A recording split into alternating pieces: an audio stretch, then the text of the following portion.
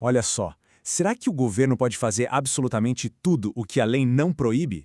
Ou será que existem alguns limites, mesmo que não estejam ali, sabe, escritos preto no branco? Pois é, vamos mergulhar nisso, porque a resposta para essa pergunta é o que protege a todos nós de decisões, digamos, bem absurdas. Imagina só a cena. Uma pessoa presta um concurso público, fica naquela expectativa, e quando já nem se lembrava mais do assunto, 8 anos depois, vem a convocação no Diário Oficial. Parece coisa de filme, né? Mas é um caso real, tirado direto da nossa fonte de análise de hoje. E que tal essa outra situação, hein? Chegar na hora de votar e descobrir que, além de um documento com foto, agora também é preciso apresentar o título de eleitor. Uma barreira a mais que, em outro caso real, também foi parar na Justiça. Pois é, tanto a espera de 8 anos quanto a exigência dupla de documentos, a Justiça considerou tudo ilegal. A grande questão é, por quê? Se não tinha uma lei específica dizendo, é proibido chamar alguém depois de 8 anos, o que foi que impediu o governo? A resposta está em regras que a gente não vê, mas que têm um poder gigantesco.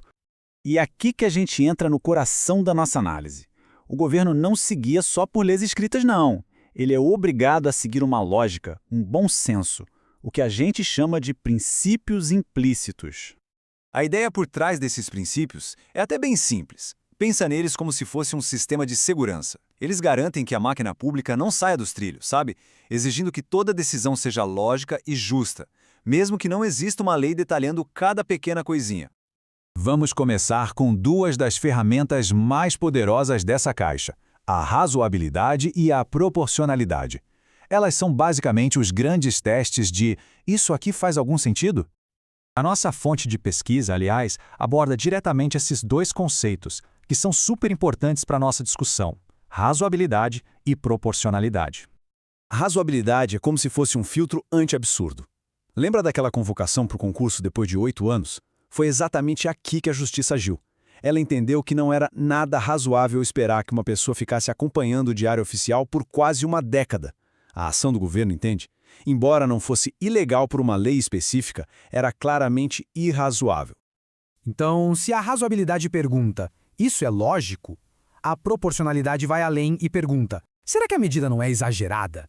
A analogia da marreta para quebrar uma noz é simplesmente perfeita. Quer dizer, a ação do governo pode até ter um objetivo válido, mas o jeito de chegar lá não pode ser excessivo, causando mais dano do que benefício.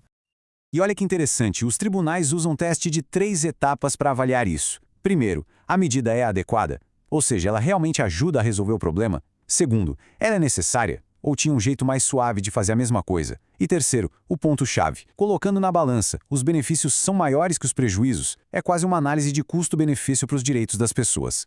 Ok, mas e quando o próprio governo percebe que cometeu um erro? Ele pode simplesmente voltar atrás? A resposta é sim. E isso tem um nome: autotutela. É o poder e também o dever da administração de corrigir os seus próprios atos. E a nossa fonte também dá um belo destaque para esse próximo princípio fundamental, a autotutela, mostrando como esses conceitos são centrais no direito administrativo.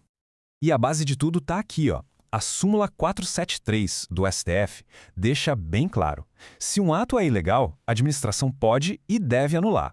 Agora, se o ato é legal, mas, sei lá, se tornou inconveniente, a administração pode revogar.